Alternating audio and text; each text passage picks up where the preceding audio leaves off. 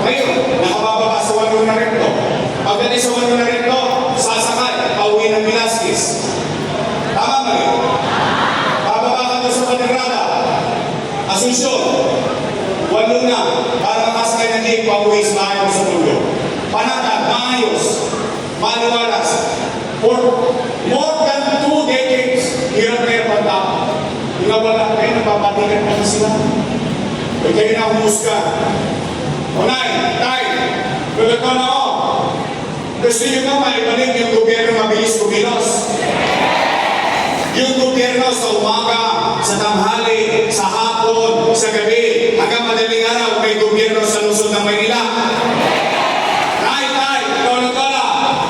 Tulungan ninyo ako. Help me make Manila great again.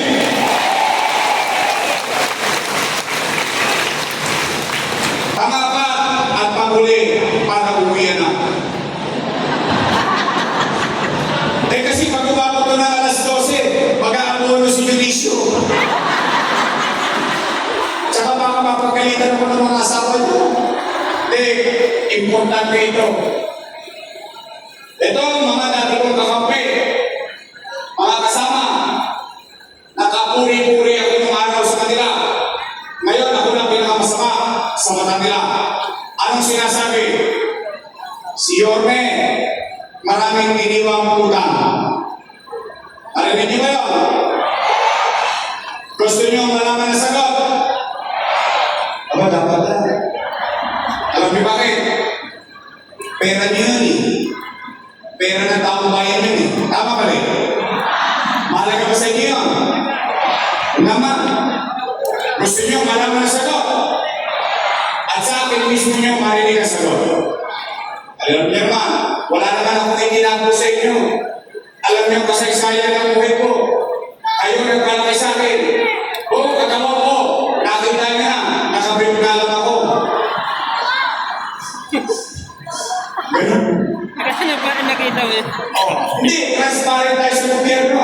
Naalala niyo, every Friday, nagre-report ako sa taong bayan. Ano nangyayari sa Maynila? Sige, sasagutin natin yan.